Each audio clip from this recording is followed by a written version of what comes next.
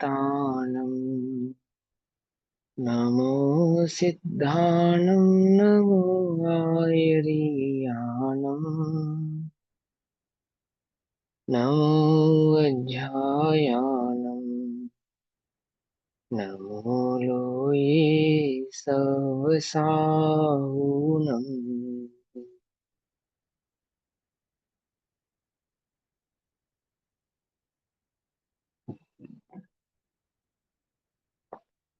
ओंकारं बिंदु संयुक्तम् नित्यं ध्यायन्ति योगिनः कामदं मोक्षदं चैव ओंकाराय नमो नमः।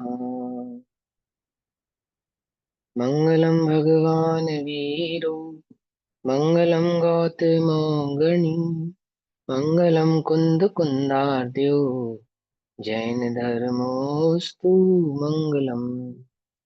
सर्वमङ्गलमाङ्गल्यं सर्वकल्याणकारकं प्रधानां सर्वधर्माणां जैनं जयतु शासनम्। नमः समय साराय स्वानुभूत्या चिकासते यत्स्वभावाय भावाय सर्वभावान्तरच्छिते।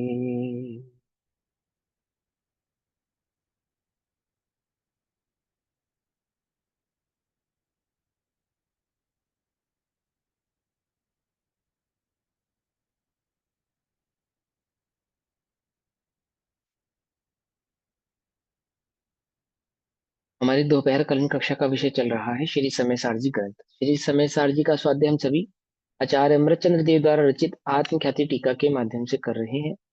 आत्मख्याति टीका पेज नंबर 393, गाथा नंबर 265। भाव चल रहा है कि अध्यवसान ही जीव के बंध का कारण है और बाह्य निमित्त से जीव को बंध नहीं होता, बाह्य कारणों से जीव को बंध नहीं होता। तो प्रश्न उठता है कि फिर बाह्य कारणों का निषेध क्यों किया गया है? क्योंकि वे अध्यवसान में कारण के कारण है, इसलिए उनका निषेध किया गया है। कारण में कारण कहने का भाव क्या है, वह भाव गाथा के टीका में चल रहा है। ठीक, गाथा पाठ पढ़ते हैं। वत्थुम पड़ुच्च जम पुणो अज्जवसाणम तुहोदि जीवाणम नायवत्थुदोदु बंधो अज्जवसाणेन बंधोत्थि जो हो ये अध्यवसान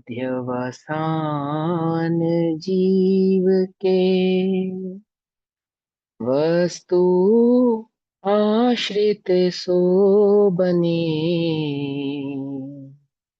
पर वस्तु में नहीं बंध अध्यवसान से ही बंध है। ठीक, बहुत अच्छी गाथा है, 265 नंबर की गाथा, और आचार्य देव ने इसकी टीका भी बहुत शानदार लिखी है। ध्यान से समझे, वैसे तो पूरा ग्रंथ ही अद्भुत है, गाथा समझेंगे। जो अध्यवसान होता है ना, हिंसा झूठ चोरी कुशील और परिग्रह संबंधी जो अध्यवसान होता है, अहिंसा, सत्य, है ना, अचौर्य, ब्रह्मचर्य और अपरिग्रह रहित जो अध्यवसान होता है, पांच पाप रूप जो अध्यवसान होता है, और पांच पाप के विरोध रूप जो शुभ भाव रूप अध्यवसान होता है, या महाव्रत अणुव्रत रूप जो अध्यवसान होता है, वह जो अध्यवसान है, वह है तो जीव का अपना मिथ्या भाव अर्थात स्वरूप को नहीं जानना, नहीं जानने के कारण होता है। लेकिन हम पाप और पुण्य यानी शुभ और अशुभ के इन भावों को अध्यवसान क्यों कहा, क्यों कहते हैं? क्योंकि जब अध्यवसान होता है यानी कि मिथ्यात्व भाव होता है, वह किसी न किसी वस्तु के आश्रित ही होता है। वह अध्यवसान या तो शुभ रूप होगा या तो अशुभ रूप होगा। शुभाशुभ रूप ही ना हो, मात्र अध्यवसान हो, ऐसा होता नहीं है। क्या हो सकता है ऐसा? एक वीतराग भाव ही ऐसा होता है जिसमें शुभ और अशुभ भाव नहीं होते। समझ में बात? लेकिन अध्यवसान कैसा होता है? वह शुभाशुभ भाव रूप ही होता है। देखो एक बात और ध्यान से समझो, दो चीजें होती है, मिथ्यात्व और कषाय। मिथ्या संबंधी जो परिणाम होते हैं वो भी शुभाशुभ रूप होते हैं, और कषाय संबंधी जो परिणाम होते हैं वो भी शुभाशुभ रूप होते हैं। तभी समझना ध्यान से। इस इस भरोसे मत रहा करो कि रिकॉर्ड तो हो ही रहा है, बाद में सुन लेंगे। बाद में कितना कितना सुना जाता है है ना, उसका क्या कह सकते हैं। कुछ लोग तो हैं जो सुनते हैं, कुछ शायद ना भी सुनते हो? ध्यान से समझो। तो जो मिथ्या परिणाम है और जो काशायिक परिणाम है ना, ये दोनों परिणामों में शुभ और अशुभ ऐसे दो भेद रहेंगे। लेकिन जो वीतराग भाव रहेगा, जो वीतराग भाव रहेगा उसमें ना शुभ होता है ना अशुभ होता है। समझे आप? तो अध्यवसान कैसा है? जो शुभाशुभ भाव रूप ही है, इसलिए शुभाशुभ भाव का निषेध करके अध्यवसान का निषेध करते हैं। अंतर समझना रहा? और वीतराग भाव कैसा है? जिसमें शुभाशुभ का भेद होता नहीं है।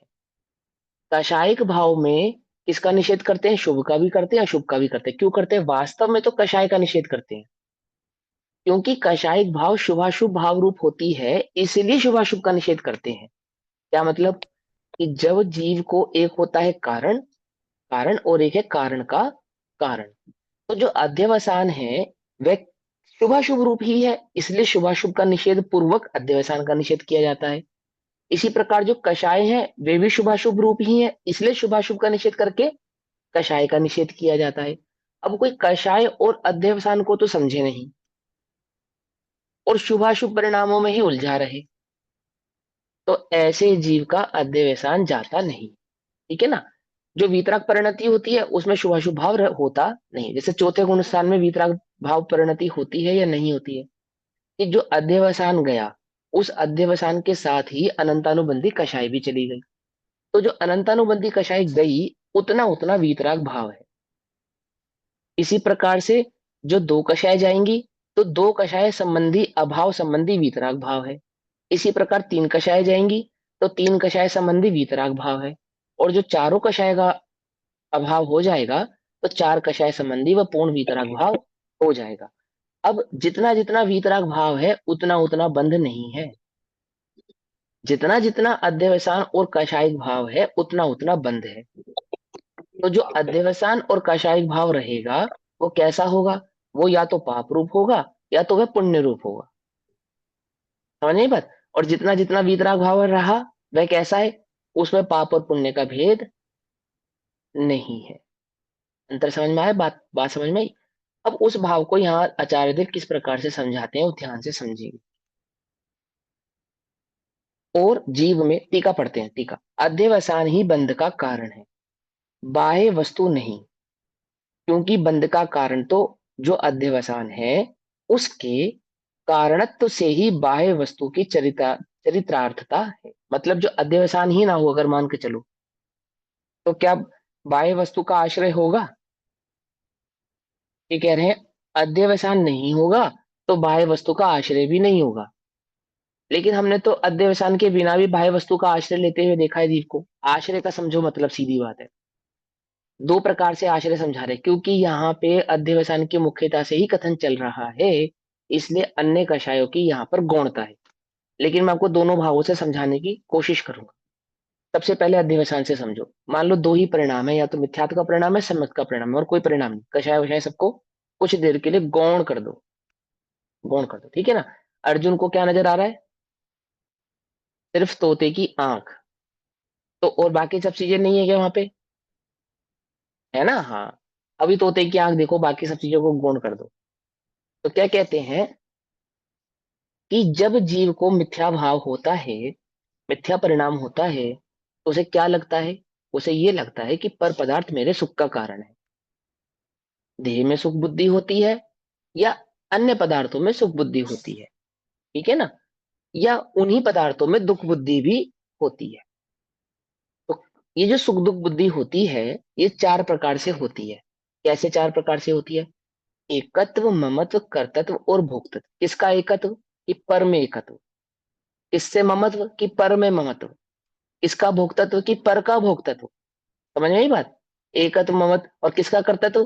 कि पर का कर्तत्व। तो हमने पर का निषेध किया। तो बोले पर का निषेध क्यों किया? क्योंकि अध्यवसान कहते ही उसे हैं जो पर में एकत्व ममत्व कर्तत्व भोक्तत्व या सुख दुख बुद्धि रखे। कहते ही उसे है, उसका काम ही यही है। पकड़ में ही बात? नहीं पकड़ में? इसीलिए हमने पर पदार्थ का निषेध किया। पर पदार्थ का निषेध किया अर्थात पाप और पुण्य के परिणामों का, शुभाशुभ भावों का निषेध किया, अथवा शुभाशुभ क्रियाओं का निषेध किया, अथवा हमने देह आदि, भोग आदि इन सब चीजों का निषेध किया। पकड़ में ही बात नहीं, पकड़ में, समझ में आ रही ना क्यों कर रहे हैं उसका निषेध? क्योंकि अध्यवसान करेगा, अगर अध्यवसान होगा तो वो पर पदार्थ में ही एकत्व ममत करेगा। क्योंकि वह पर पदार्थ में ही एकत्व ममत करता है, इसलिए हम पर पदार्थ का निषेध करते हैं।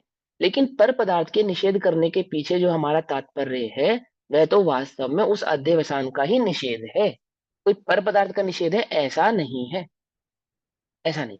इसी प्रकार से कषायों में होता है कि जितनी जितनी कषाय रहेंगी वो पर संबंधी ही होती है, स्व संबंधी नहीं होती है। जब उपयोग, जब दृष्टि स्व पे होती है, जितने जितने स्व पे होती है, उतनी उतनी कषाय नहीं होती है। जितना जितना उपयोग बाह्य होता है, बाहर होता है, उतनी उतनी ही कषाय होती है। समझ नहीं बात? अब जैसे अरिहंत भगवान के पास कितना वैभव है, कितना वैभव है उनके पास? अरिहंत परमात्मा के पास वैभव कितना है? चक्रवर्तियों पे होती है 9 निधि, है ना? और अरिहंतों पे कितनी निधियां हैं? प्रति प्रतिनिधि की 108 प्रतियां। मालूम? एक निधि होती है, जैसे 9 निधियां होती है चक्रवर्ती पे, और तीर्थंकर परमात्मा के पास कितनी निधियां हैं? प्रतिनिधि की 108 प्रतियां। एक एक निधि 108 होती है। किसके पास? अरिहंतों के पास। तो किसका वैभव ज्यादा है? अरिहंतों का वैभव ज्यादा है, ये चक्रवर्ती का वैभव ज्यादा है? बोलो हंतों भैया। का। हम्म? अरे, अरे हंतों का। किस- ये तो भाई वैभव हो गया, हम तो उनके गुणों को। हम तो सीधा सीधा पूछ रहे वैभव ज्यादा किसका है, अरिहंतों का, अरे हंतों का ही है। चक्रवर्तियों का? है? विचार करो। अरे हम तो मानते हैं क्योंकि अरिहंतों का वैभव नहीं है, उपचार से उनका वैभव है ऐसा कहते हैं, है ना? समझ में बात? कितना वैभव है उनके पास कि कुछ वैभव नहीं है। कैसे है वो? अपरिग्रही है। तिल तुष मात्र भी परिग्रह नहीं है। तिल तुष मात्र भी वैभव उनका नहीं। क्यों नहीं है? कषाय नहीं है। कषाय होती तो वैभव उनका है, कषाय नहीं है तो वैभव उनका नहीं है। हम भक्ति में उपचार से, लघुता से, यह वैभव उनका है क्योंकि वह उनके पुण्य आदि के उदय के आधार से प्राप्त हुआ है, उनके पुण्य आदि के सद्भाव के कारण है, इसीलिए उनका है ऐसा कहते हैं। वास्तव में देखा जाए तो क्या उनको वैभव की आवश्यकता है? क्या उस वैभव में उनका उपयोग है? क्या उस वैभव से, क्या वह उस वैभव के आश्रित है? कि वे ना उस वैभव के आश्रित है, ना उनका उपयोग उस वैभव की ओर है, ना उस वैभव से उन्हें कुछ लेना देना है। कोई लेना देना नहीं है। उस वैभव की वे व्यवस्था भी नहीं करते। उस वैभव का कोई उपयोग कर रहा है, कौन उपयोग नहीं कर रहा है, इस बात की वे दृष्टि भी नहीं करते। और वह वैभव किसको वापस में बाद में, मेरे जाने के बाद किसको प्राप्त हो, ऐसा भी कोई उन्हें विकल्प नहीं है। तो यह वैभव किसका हुआ?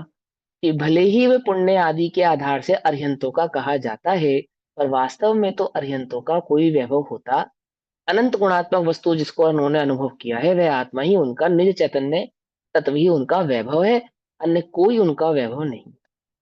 पकड़ में बात? लेकिन निचले निचले निचले निचली भूमिका में जहां जहां जितनी जितनी कषाय है, वो कषाय पर के आश्रित ही है, और जितने जितनी कषाय नहीं है तो वह स्वाश्रित भाव ही है। ऐसे मिथ्यात्व कैसा है कि वह पराश्रित ही है। यदि वह स्वाश्रित हो जाए तो उसे कोई मिथ्यात्व कहेगा नहीं। पकड़ में ही बात? तो वो है मिथ्यात्व जो पराश्रित है, इसीलिए हम पर का निषेध करते हैं। वास्तव में तो हम पर के निषेध में मिथ्यात्व का ही निषेध करते हैं। कोई मात्र पर का ही निषेध मान ले, कोई ऐसा समझ ले कि पर के निषेध से ही मिथ्यात्व का निषेध हो जाएगा, तो ऐसा होता नहीं। क्यों? क्योंकि पर में और मिथ्यात्व में कोई कर्ता कर्म संबंध नहीं है। ऐसा नहीं कि पर पदार्थ के कारण मुझे मिथ्यात्व है, ऐसा नहीं है। यदि ऐसा हो तो फिर सम्यक दृष्टियों को पर पदार्थ आदि की रुचि होने पर मिथ्यात्व ही माना जाएगा। माना जाएगा ना, चौथे और पांचवें गुण स्थान में भी उन्हें मिथ्या दृष्टि ही मानो। क्या उनकी पराश्रित बुद्धि नहीं है? क्या उनको उपयोग पर की तरफ नहीं है कि है? तो भी उन्हें मिथ्या दृष्टि तो नहीं कहते ना। क्यों नहीं कहते? क्योंकि मिथ्या तो भले ही पराश्रित हो, परंतु पर वस्तु के कारण किसी को मिथ्या तो होता है ऐसा नहीं। तो पहली मिथ्यात की अपेक्षा से हम पर का निषेध भी करते हैं, कषाय की अपेक्षा से हम पर का निषेध भी करते हैं, पर के कारण कोई कषाय और मिथ्यात्व है ऐसा नहीं है। दोनों बातें समझ में आ गई? शादवाद का भाव समझ में आया? अब ये टीका समझो ध्यान से, क्या कहते हैं। मैंने जो बताया निधियां बोल रहा है ये लौकिक वैभव होता है। हाँ, ये सारा लौकिक वैभव होता है। जो ये जो बताओ। निधियां हैं वो सब लौकिक वैभव है। ठीक है ना। चलो, तमो शरण की पूरी विभूति लौकिक वैभव ही है। अलौकिक वैभव तो आत्मा का आत्मा में ही विराजमान है, आत्मा में ही रहता है, आत्मा से बाहर जाता नहीं है। समझे ना। वह अनंत दर्शन, अनंत सुख, अनंत वीर्य, जिस अनंत चतुष्टय आदि उनको प्रकट हुए हैं, वे उनका निजी अपना वैभव है। और उसके अलावा बाकी सब, सिंहासन, चवर, भामंडल, ये सब लौकिक वैभव ही है। प्रतिहार्य, विथियां, ये सब जितना भी है ना, ये सब लौकिक वैभव ही है। ठीक, क्या कहते हैं सुनो। अधिवसान ही बंध का कारण है, बाह्य वस्तु नहीं। कोई बाह्य वस्तु बंध का कारण हो, ऐसा नहीं है। क्योंकि बंध का कारण तो जो अध्यवसान है, क्योंकि बंध का कारण कौन है? अध्यवसान। अध्यवसान से कंफ्यूज हो रहे हो तो मिथ्यात्व। वैसे तो आपको कंफ्यूज नहीं होना चाहिए, है ना। आपने पिछली गाथाओं में पढ़ा हुआ एक शब्द अध्यास। अध्यास समझा था ना। अध्यास माने पर में एकत्व भाव। उसी अध्यास से अध्यवसान, ऐसी वासना जो पर में अध्यस्त है। क्या? कैसी वासना? अंतर में ऐसी वासना पड़ी है। कैसी वासना पड़ी है? जो पर में अध्यस्त यानी पर में एकत्व, ममत्व, कर्तृत्व और भोक्तत्व बुद्धि वाली है, अध्यवसान। ठीक, तो क्या कहते हैं?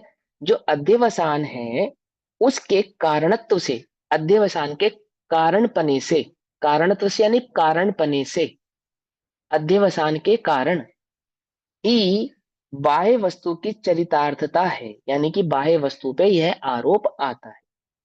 बाह्य वस्तु में चरित्रार्थ है तथा है, अर्थात बाह्य वस्तु पे इस प्रकार का आरोप आता है, चारित्रार्थ हो जाती है बाह्य वस्तु। पकड़ में ही बात, नहीं पकड़ में ही? उसके कारण है। अर्थात बंध के कारणभूत अध्यवसान का कारण होने में ही बाह्य वस्तु का कार्यक्षेत्र पूरा हो जाता है। क्या कहते हैं? मतलब यह है कि जो बंध के कारणभूत अध्यवसान है ना, बंध का कारणभूत यानी कारण रूप कौन है? मिथ्यात्व। उस मिथ्यात्व के कारण होने में ही बाह्य वस्तु का कार्य क्षेत्र पूरा हो जाता है। बाह्य वस्तु का कार्य, उसका कार्य क्या है? बाह्य वस्तु का कार्य क्या है? कोई कार्य नहीं है। लेकिन अध्यवसान ने उसे अपना माना ना, बस यही उसका कार्य पूरा हो गया। समझे नहीं समझे? बोलो। तुम्हारा धन मेरी ईर्ष्या का कारण है, तुम्हारा रूप मेरी ईर्ष्या का कारण है, तुम्हारा पुण्य का उदय मेरी ईर्ष्या का कारण है। बोलो, है क्या? अन्य अन्य अन्य पदार्थ मेरे पांच पापों का कारण है क्या? बोलोगे। चोर ने चोरी क्यों की? क्योंकि तुम्हारे पास धन था, इसलिए करी ना चोर ने चोरी। अगर तुम्हारे पास धन ही नहीं होता तो चोर चोरी भी नहीं करता। तो चोर की क्या गलती है? चोर की तो कोई गलती नहीं है, तुम्हारे पास धन नहीं होना चाहिए था, चोर चोरी करता ही नहीं। लेकिन चोर ने चोरी क्या किया? उसकी नीयत कहाँ फिसली? उसको चोरी का परिणाम किस चीज के प्रति आया? कि धन के प्रति आया। परंतु कोई कहे कि धन है इसीलिए वह चोरी करता है, तो ऐसा तो नहीं है। बस चोरी अगर उसने की है तो किसी ना किसी चीज की तो की होगी, ये बात तो पक्की है। चोरी तो उसने किसी ना किसी वस्तु की ही होगी, कि धन की है। तो धन को पकड़ो। क्यों? ना होता धन, ना होता चोर। ऐसा ही है ना? ऐसा ही है ना? नहीं, ऐसा नहीं है। ऐसे ही अध्यवसान है तो वह बाह्य वस्तु रूप ही है, परंतु कोई बाह्य वस्तु के कारण अध्यवसान है, ऐसा तो नहीं है। हाँ, लेकिन ये बात पक्की है, यदि अध्यवसान होगा तो वह किसी न किसी बाह्य पदार्थ के प्रति ही होगा। पकड़ में ही बात। तो ये लाइन क्या लिखी यहाँ पे? अर्थात बंध के कारणभूत अध्यवसान का कारण होने में ही बाह्य वस्तु का कार्य क्षेत्र पूरा हो जाता है। उसका कार्य क्षेत्र इतना ही है, बाह्य वस्तु को उपस्थिति का भाव इतना ही है कि उसी पर जीव को अध्यवसान आदि भाव होते हैं, उसी संबंधी ही होते हैं। वह वस्तु बंध का कारण नहीं होती। समझे? वो कोई पर पदार्थ बंध का कारण हो जाता है, ऐसा नहीं है। क्योंकि चोर ने चोरी इसलिए की क्योंकि तुम्हारे पास धन था, ऐसा नहीं है। ऐसा नहीं है। ठीक है ना। ऐसा होगा तो बढ़िया नीति हो जाएगी। हो जाएगी नहीं हो जाएगी? इस धन के कारण यदि चोर चोरी करने लगे, चोर ने चोरी क्यों की? क्योंकि धन था। तो चोर होगा बाहर और धन होगा जेल में। क्या कहा? आई बात समझ में? तो गड़बड़ है नहीं है? जेल में किसको जाना चाहिए? धन को या चोर को? चोर को। हाँ। ऐसी अभाव किसका होना चाहिए? बाह्य पदार्थ का या अध्यवसान। धन का? ऐसे छोड़ने योग्य कौन है, बाह्य पदार्थ या अध्यवसान? अध्यवसान जो हाँ, मान्यता लेकिन है। इसका मतलब ये नहीं है कि बाह्य पदार्थ छूटेगा नहीं। इसका अर्थ ये नहीं समझ लेना, है ना, उल्टा नहीं ग्रहण करना। परंतु जिनकी दृष्टि बाह्य पदार्थों को छोड़ने में है उनको कहते हैं कि बाह्य पदार्थों को छोड़ने से नहीं होता, अध्यवसान को छोड़ने से होता। कारण में कारण ऐसा। ठीक। आप क्या कहते हैं? यहाँ प्रश्न होता है, ये प्रश्न उठेगा आप। कौन सा प्रश्न? कि चोर ने चोरी धन के कारण की, इसलिए तुम धन को आरोपी कहो। चोर चोरी का कारण है, और चोर के चोरी का कारण क्या है? धन। चोर किसका कारण है? चोरी का। और चोर से पूछो तूने चोरी क्यों की, क्या कारण था? धन। तो धन क्या हो गया? कारण का कारण। क्या हो गया? चोर कारण। चोरी का कारण क्या हुआ? धन। तो धन क्या हो गया? कारण का कारण। समझ में आ रहा नहीं आ रहा? कंफ्यूज तो नहीं हो रहे? है ना, एकदम सिंपल। क्या आ रहा चोर है? ने चोरी की। किसने की? चोर ने क्या की? चोर ने चोरी की। क्यों की? चोर को। धन धन के। के कारण की। तो कारण जेल में जाएगा? नहीं। कारण का कारण जेल में जाएगा या कारण जेल में जाएगा? कारण समझे कारण ना जेल सभी? में। कारण का। अब प्रश्न पूछो, प्रश्न समझो। यहाँ पे ये प्रश्न उठाया क्या है? यहाँ प्रश्न होता है कि यदि बाह्य वस्तु बंध का कारण नहीं है तो बाह्य वस्तु का प्रसंग मत करो किंतु त्याग करो। इस प्रकार बाह्य वस्तु का निषेध किस लिए किया जाता है? आप ऐसा क्यों कहते हो हमसे कि तुम बाह्य वस्तु की तरफ उपयोग को मत लेकर जाओ, बाह्य वस्तु की दृष्टि मत करो, और बाह्य वस्तु का त्याग करो, और बाह्य वस्तु की दृष्टि करने से तुम्हें बंध होगा? ऐसा क्यों कहते हो? बाह्य वस्तु का तो कोई दोष नहीं है, कोई दोष नहीं है। ठीक है ना? दोष तो किसका है? किसका है? अध्यवसान का है। अब बोलो, हमें अपना धन, तुम ऐसा क्यों कहते हो कि अपना धन छुपा के रखो, सबको मत दिखाओ, किसी को मत बताओ, सेफली रखो, तिजोरी में रखो, आदि आदि, ये सब बातें क्यों कहते हो? ये सब कहने की क्या जरूरत है? पकड़ में ही बात। चोर चोरी तो चोर करता है, चोरी तो चोर करता है। चोर को बुरा कहो, चोर के पास मत जाओ, चोर की दृष्टि मत करो, आदि आदि तो समझ में आता है। लेकिन अपनी धन के संभाल करो, ये बात हमें समझ में आई नहीं। देखो क्या उदाहरण देते हैं कि आप जो हमसे ये कहते हो कि बाह्य वस्तु का संयोग मत करो, बाह्य वस्तु की संगति मत करो, बाह्य वस्तु की तरफ अपने उपयोग को मत लेकर जाओ, अपनी दृष्टि बाह्य बाह्य वस्तु के प्रति मत करो, अथवा बाह्य वस्तु का त्याग करो। आपने ये जितने भी कथन किए हैं, उन सब के कथन का रीजन क्या है? क्योंकि मूल कारण तो क्या है? मिथ्यात्व है, या मूल कारण तो कषाय है। जो लोग ऐसा मानते हैं कि हमें गृहस्थ अवस्था में ही केवल ज्ञान प्रकट हो जाता है, क्योंकि बाह्य वस्तु क्या है? कुछ है ही नहीं, उससे तो आत्मा का कोई लेना देना ही नहीं है। और मोक्ष चाहे स्त्री जाए पुरुष जाए, उससे देह का क्या लेना देना? मोक्ष तो आत्मा को होता है, मोक्ष तो आत्मा को होता है। और फिर सम्यक दर्शन प्रकट करने में इंद्रियों की क्या आवश्यकता है? ऐसे एक इंद्रिय सिद्ध समान है, ऐसे दो इंद्रिय सिद्ध समान है, ऐसे तीन इंद्रिय सिद्ध समान है, ऐसे संगी ऐसा असंगी। आप ये सारी बातें कहते हो ना। और ऐसी भोग भोगते हुए हमें कर्म निर्जरा हो जाए तो उसमें क्या आपत्ति है? छोड़ने की क्या जरूरत है? क्यों?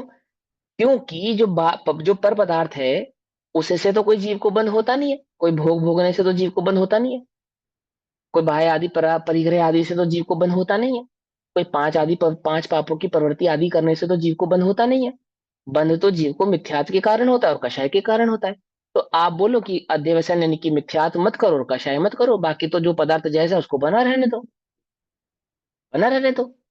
तो आप उसका निषेध क्यों करते हो? आप खाली मिथ्यात्व का निषेध करो अथवा कषाय का निषेध करो, अन्य पदार्थों का निषेध करने की तो कोई आवश्यकता ही नहीं है ना। ये जो आपने रिस्ट्रिक्शंस लगाए, क्या क्या रिस्ट्रिक्शंस लगा दे, जैसे स्त्री को मुक्त नहीं हो सकता, गृहस्थी में मुक्ति नहीं हो सकती, है ना, आदि आदि आपने कहा। और भोग आदि का त्याग करना अनिवार्य है ना, पद पद आदि का त्याग करना अनिवार्य है। ये जितने भी आपने ये तो सब बाह्य पदार्थ संबंधी हुए ना, देह संबंधी हुए ना। स्त्री और पुरुष कौन है? आत्मा है या देह है? बोलो, स्त्री और पुरुष आत्मा है या देह है? ये है। ये देह है, आत्मा तो नहीं है। और सम्यक दर्शन किसको होना है? आत्मा को या शरीर को? आत्मा को। आत्मा। आत्मा को। और केवल ज्ञान किसको प्रकट होना है? आत्मा को या शरीर को? आत्मा को। आत्मा को होगा। तो स्त्री का शरीर हो चाहे पुरुष का शरीर हो, केवल ज्ञान तो दोनों को हो सकता है। हो सकता नहीं हो सकता? क्या कहा? नहीं। पकड़ में ही मत। भोग आदि पदार्थ जो हैं, जो भोग आदि द्रव्य हैं, वो क्या है? कौन भोगता है? शरीर भोगता है। शरीर से भोगे जाते हैं, शरीर पर पदार्थ है। और पर पदार्थों का ही सेवन होता है। आत्मा का तो उसमें कोई सेवन करने का लॉजिक ही नहीं है। आत्मा तो उसको ग्रहण करता ही नहीं है। तिलतुष मात्र भी ग्रहण नहीं करता। तो आत्मा को आप भोगने आदि, ये भोग आदि का जो आप निषेध करते हो, अथवा पाप आदि प्रवृत्ति का जो निषेध करते हो, अथवा कुसंग आदि का जो आप निषेध करते हो, वे निषेध करने के पीछे लॉजिक क्या है? हमें तो कोई लॉजिक समझ में नहीं आ रहा। क्योंकि बंध तो मिथ्यात्व के कारण होता है, और मिथ्यात्व मत करो तो ये बात समझ में आती है। बाकी अन्य बाह्य पदार्थों का त्याग करने की आवश्यकता क्या है? क्या जरूरी जरूरी है कि हम परिणामों की संभाल करें, अथवा हम कुसंग आदि में नहीं जाए, कुदेव को गुरु को शास्त्र की शरणागति ना हो, है ना? इसी प्रकार से अन्य अन्य भावों को हम ना करें। तो क्यों ना करें? क्योंकि बंध तो किससे होता है? अध्यवसान से होता है। बाह्य वस्तु से तो होता नहीं है। प्रश्न समझ में आ गया? प्रश्न समझ में आ गया? अब कि बहुत सारी बातों में आपके ये प्रश्न उत्पन्न हो सकते हैं, जिन्हें असंख्यात लोग प्रमाण भेद है, जिसकी जहां पे पराश्रित बुद्धि है, वह उस संबंधी प्रश्न उठा सकता है। ठीक है ना? तो क्या प्रश्न आया कि बाह्य वस्तु का निषेध किस लिए किया जाता है? कैसे कि लिखा, देखो, बाह्य वस्तु का प्रसंग मत करो। प्रसंग मत करो मतलब बाह्य वस्तु का संसर्ग मत करो, बाह्य वस्तु के उपयोग मत लेकर जाओ उस ओर, अथवा उसकी संगति मत करो। प्रसंग का यह अर्थ हुआ। किंतु उसका त्याग करो, अर्थात उसका आप निषेध करने की बात करते हो कि संग, कुसंग मत करो, पर पदार्थ आदि का त्याग करो, भोग आदि की दृष्टि को छोड़ो, पाप आदि की प्रवृत्ति को तोड़ो। ये सब आप कहते हो ना? तो ये तो सब पर संबंधी है ना, स्व संबंधी तो है नहीं। ये तो सब पर संबंधी है, पर पदार्थ संबंधी है, देह संबंधी है या देह की क्रिया संबंधी है। आत्मा का तो उसमें कोई रोल नहीं है। ऐसा क्यों कहते हो?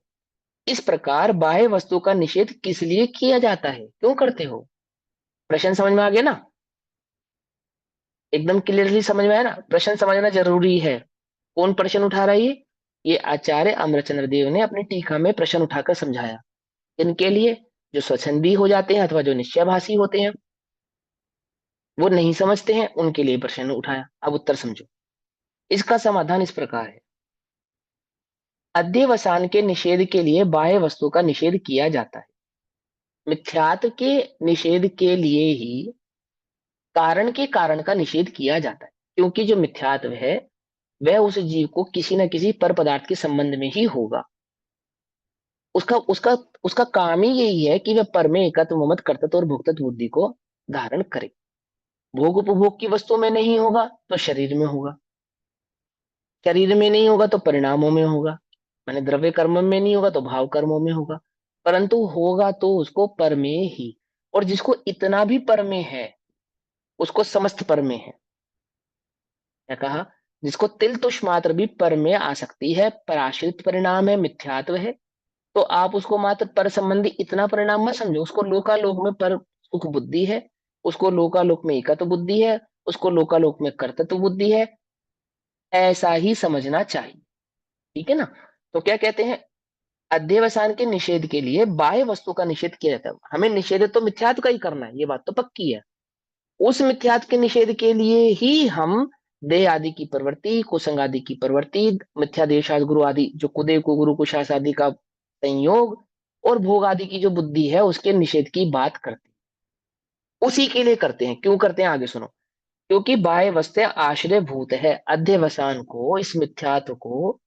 ये जो मिथ्यात्व है, ये पर पदार्थ का ही आश्रय लेता है, पर की दृष्टि ही करता है। इसीलिए हम पर का निषेध करते हैं। बाह्य वस्तु का आश्रय किए बिना अध्यवसान अपने स्वरूप को प्राप्त नहीं होता। अगर आपने बाह्य वस्तु की दृष्टि नहीं करी, आपने उपयोग बाह्य पदार्थों पे नहीं लेकर गए हो अपने उपयोग को, तो अध्यवसान रहेगा ही नहीं। अध्यवसान नाम ही उसका है कि आप, आपकी जो दृष्टि है, आपका जो उपयोग है, आपका जो श्रद्धान है, वो कैसा हो? पराश्रित हो।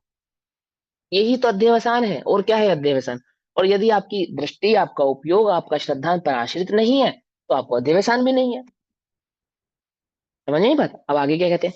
अर्थात उत्पन्न नहीं होता, होता ही नहीं है, हो ही नहीं सकता। क्योंकि अध्यवसान होगा तो अध्यवसान किसको कहते हैं, मिथ्यात्व किसको कहते हैं? पर में एकत्व बुद्धि को ही मिथ्यात्व कहते हैं। और आप कह रहे हो मेरी पर में एकत्व बुद्धि नहीं है, तो फिर मिथ्यात्व भी नहीं है। इसीलिए हम वहां पे जिसमें एकत्व बुद्धि है उसका निषेध कर रहे हैं। पकड़ नहीं बात? बोलो। बच्चे शैतान होते ना, शैतान, शैतान होते ना बच्चे। सभी बच्चे नहीं होते, कुछ बच्चे शैतान होते। तो शैतान बच्चों से चीजों को संभाल संभाल के रखना पड़ता है, खिलौनों को, कीमती चीजों को, इन सब चीजों को संभाल संभाल के रखना पड़ता है। अब मुझे ये बताओ, वस्तु है इसीलिए शैतानी है, या वस्तु में शैतानी है, या शैतानी बच्चे के दिमाग में है? कहाँ है शैतानी? शैतानी कहाँ होती है? शैतानी तो दिमाग में होती है ना। दिमाग में। तुम चीजें संभाल संभाल के क्यों रखते हो? तो चीजें संभाल संभाल के क्यों रखते हो? तो उन्हें देखकर उसे खुरापात सूझती है। कुछ बात समझ नहीं, उसे शैतानी सूझती है, ऐसी चीज, कुछ चीजों को देखकर उसे शैतानी सूझती है। वास्तव में शैतानी तो उसके दिमाग में है, चीजों में नहीं है। क्योंकि उन्हीं चीजों को देखकर कोई अन्य को तो शैतानी सूझती नहीं है, शैतान बच्चों को ही सूझती है। उन्हें आग के पास नहीं जाने देते, या किसी इलेक्ट्रॉनिक पदार्थ के पास नहीं जाने देते, ऐसे कई चीजों के उसको नहीं जाने देते। तो कई भाई पदार्थ है, उस पदार्थ के कारण उसको शैतानी सूझ रही है, ऐसा नहीं। शैतानी तो वास्तव में उसकी अपनी निजी है, लेकिन चीजों को संभालना पड़ता है, क्योंकि उसे देखकर ही क्या होती है, उसे शैतानी पूजती है। अब वो शैतानी करेगा तो कहाँ करेगा? बैठे बैठे आंख आंख बंद करके? इसका नाम है शैतानी। एक बच्चा आंख बंद करके बैठा है, वो शैतान है? या फिर वो कोई ना कोई खुरापात कर रहा है, वो शैतान है? समझे ना? शैतान बच्चा आंख बंद करके भी बैठा हो तो भय लगता है, भैया अब क्या करने वाला है, क्या? आई बात समझ में? ऐसे ही मिथ्या दृष्टि आंख बंद करके भी बैठा हो तो ऐसे सम्यक दृष्टि हो गया। पराश्रित बुद्धि टूटी है या नहीं टूटी है, ये है मेन बात। ठीक है ना? तो हम बाह्य पदार्थ का निषेध क्यों करते हैं? क्योंकि मिथ्यात्व का काम ही यही है कि वह पर में एकत्व बुद्धि को धारण करे। हमारी भी कहानी उस इसलिए शैतान बच्चे की तरह है फिर तो। है, ऐसे ही है, और क्या है? आपको क्या लगता है आप क्यों शैतान हो? मतलब शैतान इंसान आपको कषाय क्यों उत्पन्न होती है? क्यों पर होती में है? एकत्व बुद्धि। पर के कारण होती है, पर के कारण नहीं होती है, कषाय पर है। में पर में एकत्व इसलिए पर बुद्धि। को देखकर कषाय आदि भाव उत्पन्न होते हैं। तो वो तो हमें क्या है, वो तो सभी जीवों का यही है, वास्तविकता ही यही है, वास्तविकता ही यही है। कषाय कहाँ है, पदार्थ में है या चित्त में है? चित्त में कषाय है तो चित्त क्योंकि में है। निष्ठ चित्त पदार्थ तो इष्टनिष्ठ तो कुछ नहीं कर सकते। होता ही नहीं है। और हम किसको समझते हैं, हम किस में समझते हैं, हमें क्या लगता है? हम पर की संभाल करते हैं, ऐसा होना चाहिए, ऐसा नहीं होना चाहिए। यदि ऐसा होगा तो मुझे कषाय होगी। क्यों? ऐसे ही है ना? ऐसा होने के कारण ही कषाय होती है ना। ऐसा दोनों बातें समझा रहे हैं। क्योंकि कषाय होगी तो वह पराश्रित ही होगी, क्योंकि वह मिथ्यात्व है तो पर बुद्धि, पर में एकत्व बुद्धि होगी ही होगी। पर में एकत्व बुद्धि का नाम ही मिथ्यात्व है। इसीलिए हम पर का निषेध करते हैं। समझ में आ रही बात? ध्यान से समझना बहुत। हाँ सुनो, यदि बाह्य वस्तु के आश्रय के बिना भी अध्यवसान उत्पन्न होता तो, यदि यदि किसी ने पाए पर पदार्थ का आश्रय ही नहीं किया, यानी किसी ने पर में एकत्व बुद्धि ही नहीं की, पर में ममत्व बुद्धि ही नहीं की, और फिर भी अध्यवसान हो गया, उसको भी मिथ्यात्व कहने लगेंगे। ये तो बड़ी गड़बड़ बात है। यदि ऐसा मानेंगे तो कैसा हो जाएगा? तो वो उदाहरण देते हैं, उदाहरण। ये तो ऐसी बात है जैसे, जैसे क्या? आश्रय भूत वीर जननी के पुत्र के सद्भाव में ऐसा अध्यवसान उत्पन्न होता है कि मैं वीर जन के पुत्र को मारता हूं। देखो, किसी ने बोला, किसी योद्धा ने कहा कि मैंने फला योद्धा को मारा है अथवा हराया है, ऐसा किसी ने कहा। ठीक है ना? तो जिसने, जिस योद्धा ने ऐसा कहा कि मैंने उसको मारा है अथवा हराया है, ऐसा जो उसने दंभ भरा अभिमान आया उसको, तो यह अभिमान उस योद्धा के होने पर आएगा, या वह योद्धा है ही नहीं तो आ जाएगा।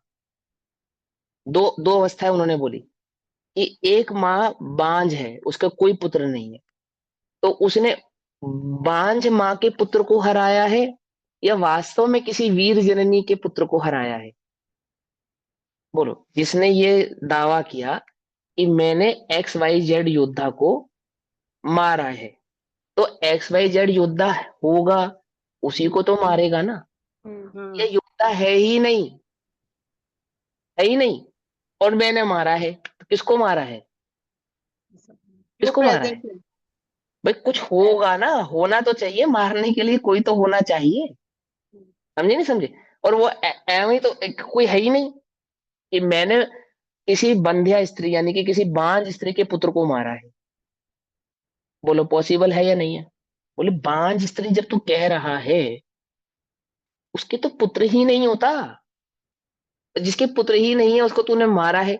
ये तो पागलपन है, ये तो कोई लोक में कोई इसकी बात को मानेगा ही नहीं। ऐसे ही कह रहे जो अध्यवसान है वह कैसा है कि जिसमें भी एकत्व बुद्धि करेगा वो पदार्थ तो होना चाहिए जिसमें एकत्व बुद्धि करे। पदार्थ ही नहीं है ना, जब वस्तु ही नहीं है तो एकत्व बुद्धि किसमें करेगा? कुछ बात समझ में नहीं? तो अगर कोई ऐसा माने कि हमने पर में एकत्व बुद्धि भी नहीं की और फिर भी अध्यवसान है, कोई ऐसा कहे, क्या कहा देखो, यदि बाह्य वस्तु के आश्रय के बिना भी अध्यवसान उत्पन्न हो, तो यदि आपने किसी पर पदार्थ का आश्रय नहीं लिया, किसी पर पदार्थ में एकत्व ममत्व कर्तव्य भोक्तव्य बुद्धि धारण ही नहीं की, तो क्या हम अध्यवसान है ऐसा कहेंगे? कि नहीं कह सकते। यदि आप कह रहे हो तो ये तो बिल्कुल ऐसी बात है कि किसी वीर पुरुष को मारा, तो बात समझ में आती है कि मारा, और बंध्या के पुत्र को मारा तो ये बात हमें समझ में ही नहीं आती है। वस्तु में एकत्व भी नहीं किया और फिर भी अध्यवसान है, ऐसा तो होता नहीं है।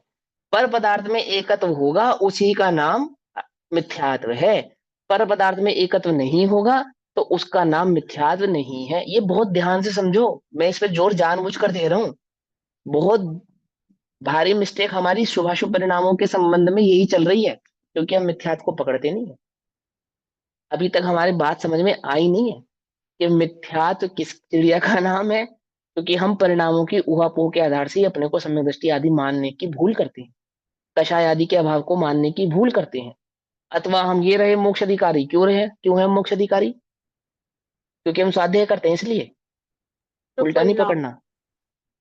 मोक्ष अधिकारी सिर्फ सम्यक दृष्टि है, चाहे उसको प्रथमोपशन सम्यक दर्शन नहीं प्रकट हुआ हो, और अन्य कोई जीव मोक्ष अधिकारी नहीं है। ऐसे ही दम्भ भरता रहे तो दम्भ भरने से नहीं होगा, डिमोटिवेट नहीं कर रहे, लेकिन वस्तु स्वभाव की स्थिति क्या है वह समझा रहे हैं। क्या कहते हैं देखो सुनो, यदि बाह्य वस्तु के आश्रय के बिना भी अध्यवसान उत्पन्न होता हो, यदि आपने पर में एकत्व बुद्धि भी नहीं की और फिर भी अध्यवसान होता है, ऐसा होता नहीं है। यदि ऐसा होगा तो कैसी बात है? तो उदाहरण के रूप में बात को समझा रहे हैं। जैसे कोई ऐसा माने कि मैंने किसी वीर जननी के पुत्र को, पर वीर जन को पुत्र को मारता हूं, अर्थात मैं किसी वीर जननी के पुत्र को मैंने मारा है। इसी प्रकार आश्रयभूत बंध्य पुत्र के असद्भाव में भी किसी को ऐसा अध्यवसान उत्पन्न होना चाहिए कि मैं बंध्या पुत्र को मारता हूं। पकड़ में ही बात? योद्धा को मार, योद्धा सामने खड़ा था उसको हराया और मैंने उस योद्धा को मारा, ये बात तो समझ में आती है। और आप कह रहे हो कि पर में एकत्व बुद्धि भी नहीं है फिर भी अध्यवसान है, फिर तो ऐसी बात हो गई कि मैंने बंध्या के पुत्र को मारा और वीर पुत्र को मारा, ऐसी बात हो गई। ये तो क्या ये पॉसिबल है? बोले ये पॉसिबल नहीं है। ऐसे ही पर में एकत्व बुद्धि हुए बिना क्या मिथ्यात्व पॉसिबल है? पर में एकत्व बुद्धि हुए बिना मिथ्यात्व पॉसिबल नहीं। मिथ्यात्व किसका नाम है? पर में एकत्व बुद्धि का नाम है। ठीक, आगे क्या कहते हैं, परंतु ऐसा अध्यवसान तो किसी को उत्पन्न नहीं होता। ऐसा तो किसी को उत्पन्न नहीं होता कि मैंने बंध्या के पुत्र को मारा, ऐसा तो कोई नहीं कहता। समझे नहीं समझे? इसी प्रकार जब तक पर में एकत्व बुद्धि नहीं है, या जब एक पर में एकत्व बुद्धि नहीं है तो भी अध्यवसान है, ऐसा तो कोई लॉजिक बनता नहीं। ऐसा तो कोई नीति है ही नहीं। नीति तो यही है कि यदि अध्यवसान होगा यानी मिथ्यात्व होगा, तो वह पर में एकत्व ममत्व कर्तव्य भोक्तव्य बुद्धि पूर्वक ही होगा। और पर में एकत्व ममत्व कर्तव्य भोक्तव्य बुद्धि नहीं है फिर भी वह मिथ्या दृष्टि है, ऐसा होता नहीं। ऐसा नहीं होता है। ठीक है, आगे क्या कहते हैं, जहां बंध्या पुत्र का पुत्र ही नहीं होता, वहां मारने का अध्यवसान कहां से उत्पन्न होगा? जब जब किसी बांझ स्त्री के पुत्र ही नहीं होता और उस बांझ स्त्री के पुत्र को मैंने मारा है, ये बात कहां से आ गई? ये तो बात आ ही नहीं सकती।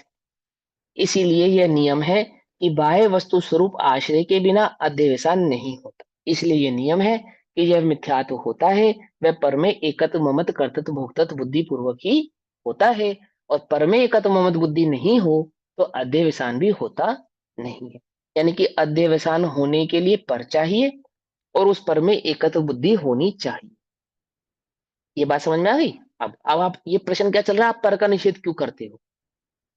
प्रश्न क्या चल रहा है, आप पर का निषेध क्यों करते? क्योंकि पर में एकत्व बुद्धि का नाम ही अध्यवसान है, इसीलिए हम पर का निषेध करते हैं। पकड़ में ही बात? आगे चलो। और इसीलिए अध्यवसान को आश्रयभूत बाह्य वस्तु का अत्यंत निषेध किया है। इसलिए बाह्य पदार्थों का बाह्य वस्तु का निषेध किया जाता है, क्योंकि अध्यवसान का काम है पर में एकत्व बुद्धि करना। ठीक है ना? क्योंकि कारण के प्रतिषेध से ही कार्य का प्रतिषेध होता है। पकड़ में भैया, ही बात? हाँ जो बोलो। ये फर्स्ट लाइन बता रहा है कि यदि बाह्य वस्तु के आश्रय के बिना भी अध्यवसान उत्पन्न होता हो, हम्म। तो इसके ये बाद ये प्रश्न है। वाली लाइन कनेक्ट होनी चाहिए ना, बांध्य पुत्र के असद्भाव में भी ऐसा वो तो अध्यवसान पूरा उत्पन्न उदाहरण होता दिया है। ना, उन्होंने पूरा नहीं, उदाहरण तो दिया, ये देखो। वाला जो उदाहरण है, आश्रयभूत वीर जननी के पुत्र के सद्भाव में ऐसा अध्यवसान उत्पन्न होता है कि मैं वीर जननी को पुत्र को मारता हूँ, तो ये तो पॉसिबल है कंडीशन, हाँ, ये तो पॉसिबल है, वही तो बता रहे हैं है वो ना? भी। तो फिर ये जो है, यदि बाह्य वस्तु के आश्रय के बिना भी अध्यवसान उत्पन्न होता हो, तो हम्म। जैसे बांधिया पुत्र के असद्भाव में ऐसा अध्यवसान किसी को उत्पन्न हो कि मैं बांधिया के पुत्र को मारता हूँ, तो ये हम्म। वाली लाइन इससे कनेक्ट होनी चाहिए ना, ये बीच में ऐसे भैया, फॉर इंस्टेंस ऐसे ऐसे एक्सप्लेन कर ऐसे रखे सुनो, हैं। साहित्य ऐसे, आप जैसे बातें करते हो ना, ऐसे साहित्य नहीं लिखे जाते। नहीं, मतलब मैं समझने की अपेक्षा से समझना चाह रही हूँ हाँ, कि ये कनेक्ट तो ऐसे वही क्वेश्चन। है, लाइन का हाँ, सार ठीक तो है, वही है, बांधे पुत्र ठीक वाला। है, वही लेकिन मैं बात तो पूछना चाह पूरी रही कही जाएगी ना, हूँ, तो मैं उदाहरण तो पूरा कंफ्यूज ही दिया हो जाएगा गई ना, ना, थोड़ा कि क्या थोड़ा कंफ्यूज। पॉसिबल है और क्या इम्पॉसिबल है। वो दोनों बातें समझाई उन्होंने वहां पे, है ना? कि जब पॉसिबल, पहले पॉसिबल बात को समझाया कि होता तो यह है, ऐसा नहीं होता है, और तुम ऐसा कह रहे हो, तो कहाँ तो संभावना है और कहाँ संभावना नहीं है। पर में एकत्व बुद्धि का नाम मिथ्यात्व है, यह तो संभावना है। और पर में एकत्व बुद्धि ही नहीं है, यानी पर पदार्थ ही नहीं है, उसमें एकत्व बुद्धि ही नहीं है, और फिर भी मिथ्यात्व है, ऐसा तो होता नहीं है।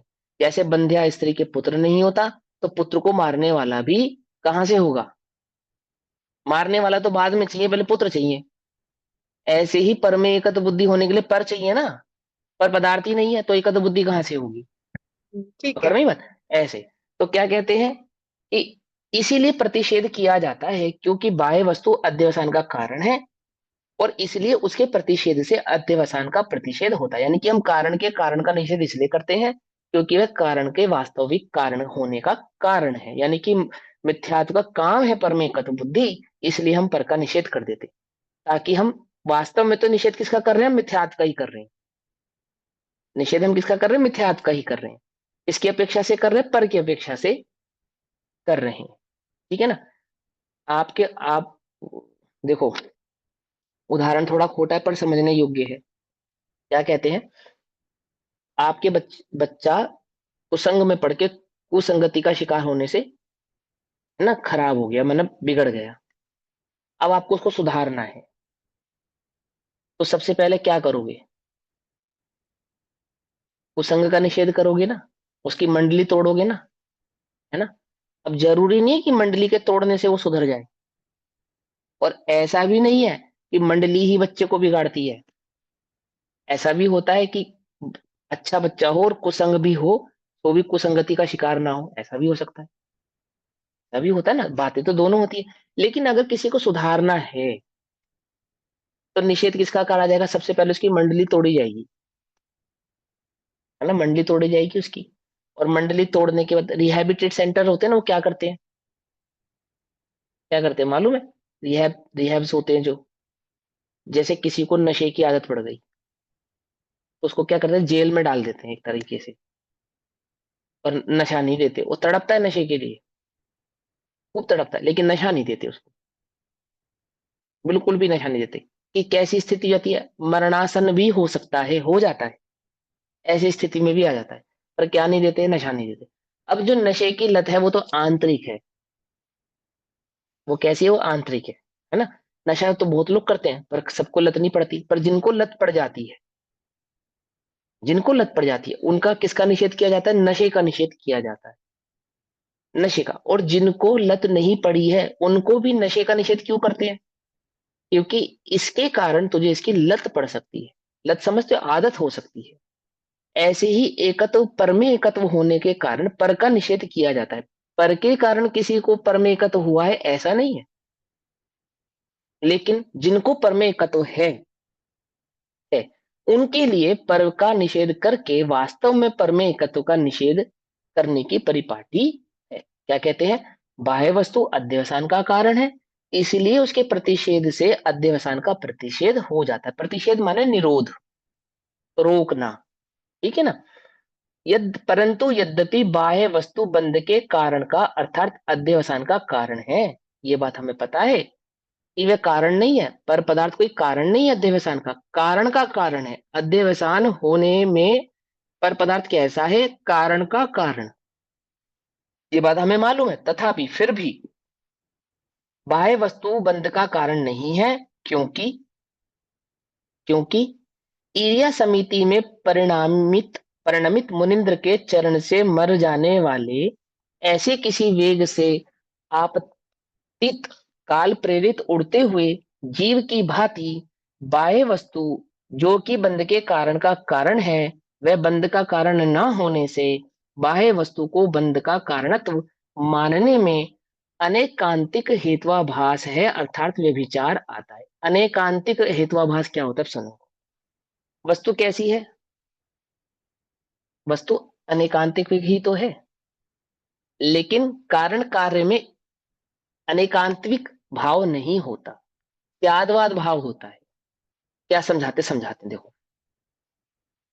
जैसे कोई सम्यक दृष्टि भावलिंगी मुनिराज ईर्य समिति पूर्वक गमन करते हैं। उदाहरण दिया आचार्य ने ना। ईर्य समिति गमन करने पर उनकी अंतरंग भावना क्या है कि किसी जीव की मेरे निमित्त से हिंसा नहीं होनी चाहिए। इस भावना का नाम है ईर्य समिति। इस भावना से वे गमन करते हैं। और क्या है? सम्यक दृष्टि है। छठे गुण स्थान वृत्ति है, छठे सातवें गुण स्थान में झूल रहे। गमन करते समय यद्यपि हवा के झोंके से, तेज हवा के बहाव के कारण, अथवा वह स्वयं ही कोई कीट पतंगा उड़कर और उनके पांव के नीचे आ गया, उसी समय उन्होंने पांव रखा और उसी समय वह वहां पे आके और उसके ऊपर पांव रखा गया और वह जीव मर गया, तो फिर उन मुनिराज को उस हिंसा का पाप लगना चाहिए और उस हिंसा से उन्हें बंद भी होना चाहिए। ये उन्होंने उदाहरण दिया। परंतु ऐसा होता नहीं है। हिंसा तो होती है, हिंसा तो हुई है, परंतु ना तो हिंसा का अभिप्राय था, ना ना बात। हिंसात्मक उनका परिणाम था। अभिप्राय भी नहीं था हिंसा का और परिणाम भी नहीं था हिंसा का। अभिप्राय नहीं था यानी मिथ्या तो नहीं था, और परिणाम नहीं था यानी कि अशुभ परिणाम में नहीं थे। ये दोनों ही कारण नहीं होने के से ना ही उनको उस हिंसा का पाप लगता है और ना ही उस हिंसा से उनको बंध होता है। समझ में नहीं बात? कोई प्रश्न उठा सकता है कि वह हिंसा होती है तो फिर उसका प्रायश्चित वे करते हैं या नहीं करते? करते हैं या नहीं करते हैं? यदि उनकी बुद्धि का विषय बनता है तो अवश्य ही उस बात का भी प्रायश्चित करते हैं, है ना। और कदाचित बुद्धि का नहीं भी बनता है तो भी अनजाने में हुए पापों का प्रायश्चित करते हैं। अब एक बात समझो, एक मिथ्यादृष्टि जीव भी भी इस भाव से ईर्ष्या समिति पूर्वक गमन करे और उसके पांव के नीचे आके किसी जीव की हिंसा हो जाए, तो उसको बंद होगा या नहीं होगा?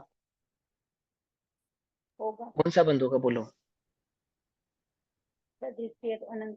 अनंतानुबंधी। और और शुभ परिणाम का। हाँ, दो मिथ्यात्व बात। प्लस शुभ परिणाम। परिणाम का, शुभ का भी बंद होगा और मिथ्यात्व का भी बंद होगा। नहीं मारने का जो परिणाम है इसके कारण शुभ का भी बंद है, क्योंकि अनंतानुबंधी है ना। अनंतानुबंधी, अनंतानुबंधी के कारण ही वो शुभ भाव का भी बंद है। और अनंतानुबंधी नहीं होती तो वो शुभ भाव का भी बंद नहीं होता। नहीं होता, समझ रहे? कषाय प्रमाणिक काम तो होता है, यानी संजुलन कषाय थी अगर सम्यक दृष्टि जीव को, तो वहां पे क्या उनको बिल्कुल भी बंद नहीं हुआ? कि शुभ भाव का तो बंद वहां पे भी हुआ है, वहां पे भी हुआ है। लेकिन उसको बंद नहीं मानते। कैसा है वह बंद? कैसा है? कि सूखी दीवार में रेत फेंकने जैसा। सूखी दीवार पे कोई रेत की बॉल फेंको तो वो रेत की बॉल उसमें चिपकती नहीं है ना, है एक आधा कण, कोई मामूली सा कण रह जाता है, वो आधा, वो सब कर्णानुग का विषय है। लेकिन द्रव्यनुग की अपेक्षा से क्या है, उसको निर्बंध ही कहते हैं, अबंध ही कहते हैं। और मिथ्यात के सद्भाव में सेम टू सेम प्रोसेस होने पर बंद होता है। समझ में नहीं बात है समझ। तो क्या कहना चाहते हैं कि यदि ऐसा मानेंगे, बाह्य पदार्थ के संसर्ग से मानते हैं, उसको कारण मानते हैं, तो फिर उन मुनिंद्र को कारण से बंद होना चाहिए, कारण के कारण से बंद होना चाहिए। मिथ्यात्व नहीं है, हिंसा का परिणाम नहीं है, और मिथ्यात्व और हिंसा के परिणाम नहीं होने पर भी जो हिंसा हुई है, तो क्या उनको बंद होगा? तो इससे तो ये समझ में आता है कि पदार्थ से कोई जीव को बंद होता हो ऐसा नहीं। कोई पदार्थ पर पदार्थ जीव के बंध का कारण है ऐसा नहीं है। अध्यवसान ही बंध का कारण है, लेकिन पदार्थ का निषेध करने के पीछे कारण यह है कि अध्यवसान पराश्रित ही होता है, इसलिए हम पर पदार्थ का निषेध करते हैं। क्या कहते हैं? बाह्य वस्तु को बंध का कारण तो मानने से अनेकांतिक हेत्वाभास होता है, अर्थात व्यभिचार आता है। क्या व्यभिचार आता है? कि अनंतानुबंधी से भी बंध होगा और बाह्य कारणों से भी बंध होगा। अनंतानुबंधी भी बंध का कारण हो गई और बाह्य पदार्थ भी बंध का कारण हो गया। ऐसा हेत्वाभास उत्पन्न होता है, अनेकांतिक हेत्वाभास। यह भी कारण है और यह भी कारण है, ऐसा हो जाएगा। और ऐसा होने पर तो फिर मुक्ति होना संभव हो जाएगा। कारण एक ही है, उसकी प्ररूपणा दो प्रकार से है। पकड़ में आई बात? कारण एक ही है, प्ररूपणा दो प्रकार से, ऐसा है। इस प्रकार निश्चय से, यानी कि वस्तु के स्वभाव से, स्वरूप से देखने पर बाह्य वस्तु को बंध का कारणत्व निर्बाधतया सिद्ध नहीं होता। माने उसमें उसमें कोई बाधा रहितता से सिद्ध हो जाए कि पर पदार्थ बंध का कारण है, ऐसा नहीं है। पर को बंध का कारण मानने पर बाधा उत्पन्न होती है। ठीक है ना? क्या उत्पन्न होता है? बाधा उत्पन्न होती है। किसी भी वस्तु का जब निर्णय होता है तो कैसे करते हैं? तीन प्रकार के लक्षण पूर्वक किए जाते हैं, जिसमें तीन प्रकार के लक्षणाभास नहीं हो, है ना? लक्षण हो परंतु क्या नहीं हो? लक्षणाभास नहीं हो। कौन कौन से लक्षणाभास नहीं हो? अतिव्याप्ति नहीं हो, अव्याप्ति नहीं हो, और असंभव नहीं हो। ठीक है ना? और इसमें क्या लक्षणाभास होता है? अतिव्याप्ति नाम का लक्षणाभास होता है। यह भी कारण है और यह भी कारण है। समझ में बात है ना? तो इस प्रकार का लक्षणाभास होने से क्या हो जाएगा?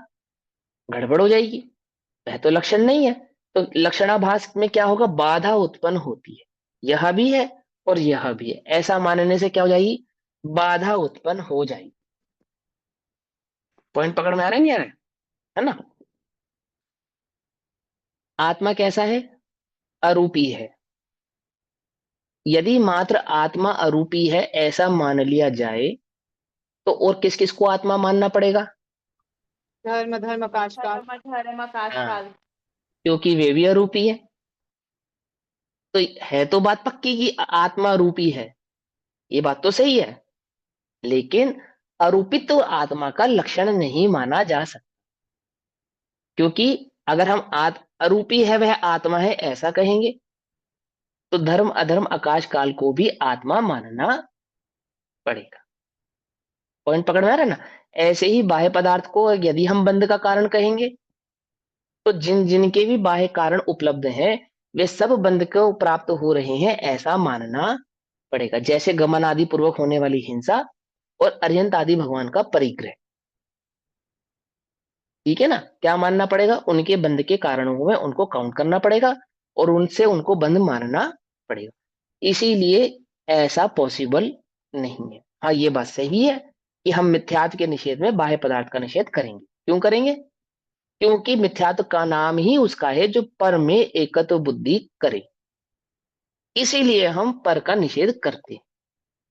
समझ में आ रही नहीं समझ में आ रही बात? अब सुनो। इसलिए बाह्य वस्तु जो कि जीव को अतद भाव रूप है, अर्थात उस रूप नहीं है, बंध के भाव रूप नहीं है, वह बंध का कारण नहीं है। अतद भाव रूप, अतद भाव रूप मतलब उस रूप नहीं है, बंध के कारण रूप नहीं है। बाह्य वस्तु का ऐसा भाव नहीं है कि वह उसको बंध करावे। अतद भाव रूप है, वह बंध का कारण नहीं है।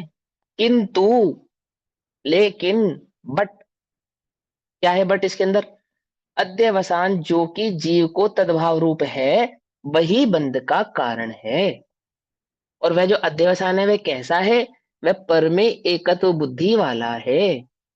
पकड़ में ही बात, पकड़ में ही ना। तो पर में एकत्व बुद्धि होने के कारण दोषी तो बुद्धि है, पर का निषेध करते हैं, क्योंकि वह पर में एकत्व को धारण करता है। हाँ, ये बात पक्की है कि होगा उसकी अपनी बुद्धि। बुद्धि कहने का तात्पर्य श्रद्धा, उपयोग या उसकी दृष्टि, ऐसा। अब भावार्थ पढ़ते हैं। समय हो गया, मैं भावार्थ पढ़ देता हूँ, आपको समझ में आ गया होगा, है ना, इस टीका का भाव। अब भावार्थ पढ़ते हैं।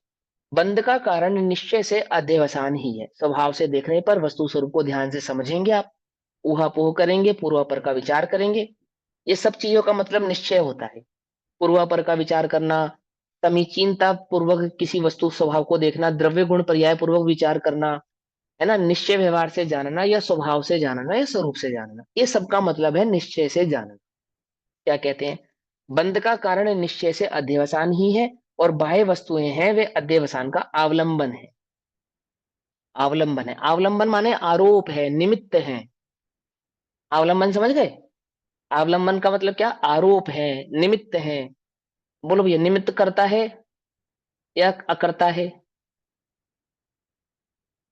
नमित तो करता ही होगा, वो तो कुछ करता ही नहीं है। कभी कभी आरोप कभी तो करता होगा, कभी कभी नहीं, कुछ कुछ तो करता होगा, कुछ कुछ कुछ तो करता कुछ है, नहीं तभी तो करता। उसको काउंट करते हैं समवाय में। आरोप आता 5 समवाय में उसको काउंट किया है, तो निमित्त का कुछ तो काम होगा। ये कोई काम ही नहीं है उसका, कि काम है, उसका काम है आरोप लेना। समझे? क्या काम है उसका? आरोप लेना। हाँ भैया, तो जिसने जो भी किया हो मुझ पे आरोप डाल दो। ठीक है, ठीक है। आरोप लेना ये किसका काम है? ये निमित्त का काम है। तो क्या कहते हैं? बंध का कारण निश्चय। ऐसा बंदा कहाँ मिलेगा? वो तो कि सबसे बढ़िया 5 समय में सबसे बढ़िया काम है निमित्त का, करना धरना कुछ नहीं, और सबका। और वो क्या नहीं करता? अच्छे बुरे का भेद भी नहीं करता, इतना वीतरागी है। निमित्त अच्छे का पर भी आरोप आरोप ले लेता आता है, है, पर कार्य अपनी योग्यता के अनुसार ही होता है। और बुरे का भी आरोप ले लेता है। सबसे वीतरागी 5 समय में सबसे वीतरागी है कौन? निमित्त। उसको कोई लेना देना नहीं है तुमने अच्छा किया या बुरा किया, सब डाल दो मेरे ऊपर। बंध का कारण निश्चय से अध्यवसान ही है। वास्तव में तो बंध का कारण जीव का अपना मिथ्यात्व ही है। परमेकत बुद्धि जो कही है ना, श्रद्धान किया है। और बाह्य वस्तु है वे अध्यवसान का अवलंबन है। अवलंबन है कहना मतलब निमित्त है या आरोपित है। उनको अवलंबन कर अध्यवसान उत्पन्न होता है, बिना उनकी दृष्टि किए तो अध्यवसान उत्पन्न होता नहीं है। बना परमेकत बुद्धि किए बिना तो अध्यवसान यानी मिथ्यात्व उत्पन्न होने वाला नहीं है, इसलिए उसे अध्यवसान का कारण कहा जाता है। बाह्य वस्तु के बिना निराश्रितया अध्यवसान उत्पन्न नहीं होते। यदि आपका परम एकत्व ममत्व कर्तृत्व भूतत्व बुद्धि ही नहीं होगी, तो आपको मिथ्यात्व भी नहीं होगा। परम एकत्व का नाम ही मिथ्यात्व है। इसलिए बाह्य वस्तुओं का त्याग कराया जाता है। इसलिए बाह्य पदार्थ की दृष्टि तुड़ाई जाती है, उधर से अपने उपयोग को हटाने की बात कही जाती है, अपने श्रद्धान को वहां में सुख बुद्धि आदि को तोड़ने की बात की जाती है। यदि बाह्य वस्तुओं को बंध का कारण कहा जाए, तो उसे व्यभिचार दोष आता है, यानी अति व्याप्ति। व्यभिचार दोष का मतलब होता है अति व्याप्ति। अति व्याप्ति समझते हो? व्यभिचार मतलब समझते हो? व्यभिचार मतलब एक स्त्री 2 पुरुषों की पत्नी है, एक स्त्री और 2 पुरुषों की पत्नी है। क्या है वे? व्यभिचार है। समझे नहीं समझे? भोक्ता का एक ही भोक्ता होता है, भोग्य वस्तु का एक ही भोक्ता होता है। तो क्या कहते हैं? इसलिए इसको व्यभिचार कहा। अति व्याप्ति दोषों को व्यभिचार दोष कहा जाता है।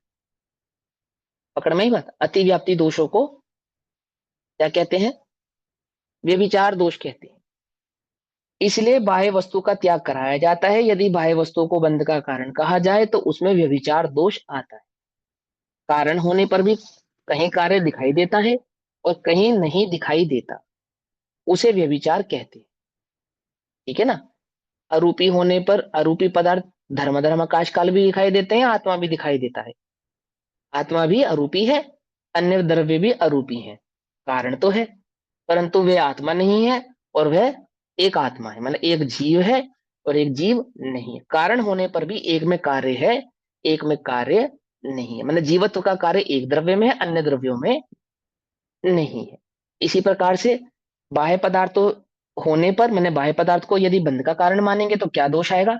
और ऐसे ही कारण को व्यभिचारी अनेकांतिक कारणाभास कहते हैं। कारणाभास आ गया ना, कारणाभास यानी लक्षणाभास। कौन सा लक्षणाभास? अतिव्याप्ति।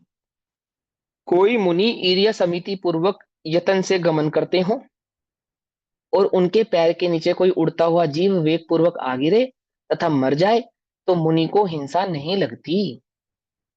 यहां यदि बाह्य दृष्टि से देखा जाए तो हिंसा तो हुई है, यानी कारण तो है, कारण तो है, परंतु मुनि के हिंसा का अध्यवसान नहीं होने से उन्हें बंध नहीं होता, है ना। जैसे पैर के नीचे आकर मर जाने वाला जीव मुनि के बंध का कारण नहीं है, उसी प्रकार अन्य बाह्य वस्तुओं के संबंध में भी समझना चाहिए कि कोई पदार्थ जीव के बंध का कारण हो, ऐसा नहीं है। पर पदार्थ, पर भाव, पर परिणाम जीव के बंध के कारण है, ऐसा नहीं। पर में जो एकत्व बुद्धि है, क्योंकि वे पराश्रित है तो बंध का कारण वही, पर का निषेध क्यों किया? क्योंकि कहते ही पर में एकत्व बुद्धि का नाम ही मिथ्यात्व है, इसलिए समझना चाहिए। इस प्रकार बाह्य वस्तु को बंध का कारण मानने में व्यभिचार आता है, इसलिए बाह्य वस्तु बंध का कारण नहीं है, यह सिद्ध हुआ। और बाह्य वस्तु बिना निराश्रय से अध्यवसान नहीं होते, इसलिए बाह्य वस्तु का निषेध भी है। यह स्यादवाद, बाह्य वस्तु का निषेध भी है और वह बाह्य वस्तु बंध का कारण भी नहीं है। इस प्रकार बंध के कारण से निश्चित किया गया अध्यवसान अपनी अर्थ क्रिया करने वाला न होने से मिथ्या है। पकड़ में ही बात? क्या कहते हैं फिर से? इस प्रकार बंध के कारण रूप से निश्चित किया गया, यानी कि बंध के मूल कारण को हमने पहचान लिया। क्या पहचाना हमने?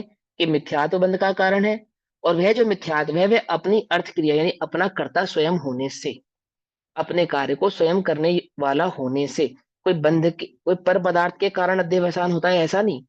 अध्यवसान का काम भले ही पर में एकत्व बुद्धि है, पर में एकत्व बुद्धि होने के पीछे पर उसका कारण है, ऐसा नहीं। अपनी स्वयं की, ये मिथ्यात्व का अपना स्वभाव है कि वह पर में एकत्व बुद्धि को धारण करता है, ये अपना स्वभाव है उसका। ऐसा अर्थ क्रिया तो करने वाला न होने से मिथ्या है, मतलब पर को धारण नहीं करने वाला होने से। अध्यवसान अपनी अर्थ क्रिया करने वाला न होने से मिथ्या है। अब यह बतलाते हैं, ठीक। अब ये गाथा नंबर 266 कहते हैं। 266 नंबर की गाथा हम कल पढ़ेंगे, अभी समय हुआ। तब तक के लिए सभी को जय जिनेन्द्र। एक मिनट, ओम इसको नमः ऐसे सिद्धेश्वराय। ले लेंगे ना कि जैसे पर में बंध के कारण रूप से निश्चित किया गया अध्यवसान अपनी अर्थ क्रिया करने वाला ना होने से, तो इसका अर्थ ऐसे हाँ निकल रहा है, मुझे लग रहा है कि मतलब हमने पर में एकत्व बुद्धि तो की परंतु पर अपना कभी हुआ नहीं, तो हाँ, उसने हुआ ही नहीं ना। मिथ्यात्व ने अपना कार्य नहीं किया, मतलब ऐसी प्रयोजन भूत क्रिया ना होने से हाँ, मिथ्या प्रयोजन है, भूत, मतलब कि जिसमें पर वो में एकत्व जिसमें बुद्धि वो करना एकत्व भाव बेकार को है। धारण करता है, जिस पदार्थ में उस एकत्व भाव को उसने धारण किया, वह एकत्व भाव धारण करने से पर पदार्थ अपना तो होता नहीं, हाँ, पर पदार्थ अपना तो अपना हुआ तो नहीं, तो हुआ नहीं। इसलिए वो प्लस लेकिन पर के कारण भी उसने उसमें एकत्व धारण नहीं किया, ऐसा भी नहीं कहेंगे हम। तो अपना नहीं तो अर्थ सारी क्रिया यानी वस्तुएं हटानी मिथ्यात्व तो पड़ेंगी होता है संसार अपने में आधार से। से। दूसरा, जिस भावना का नाम मिथ्यात्व कहा है, वह कोई फलीभूत हो गई हो, ऐसा तो होता हाँ, कि नहीं है। मैंने एकत्व पर कोई अपना वस्तु हो अपनी जाता हो हो, जाए। ऐसा तो होता हाँ, नहीं। ऐसा तो है इस नहीं। प्रकार बंध के कारण रूप से निश्चित किया गया है। क्या निश्चित किया गया है? कि अध्यवसान अपनी अर्थ क्रिया करने वाला न होने से मिथ्या है, मतलब जिस जिस भाव को वो परिणमित होता है उस भाव को प्राप्त नहीं होता, हाँ, उस भाव को प्राप्त नहीं होता, इसलिए वो मिथ्या है। उसको मिथ्या क्यों कह रहे हैं? क्योंकि कि पर वो अपना अपना नहीं है कार्य और उसे अपना मान रहा है। हाँ, अपने का हाँ, अपने अपने भाव से ही अपना मान रहा है। वह कोई पर में एकत्व बुद्धि करने से पर अपना हो गया, ऐसा तो हुआ नहीं है। तो उस भाव को अब आगे कहते हैं, आगे समझाते हैं गाथा नंबर 266। अभी समय हुआ, तब तक के लिए सभी को जय जिनेन्द्र। ओम नमः सिद्धेश्वराय। निज निधि निज में बताई, यह अनंत उपकार है, उसके लिए जिनवाणी माँ को वंदना शतबार।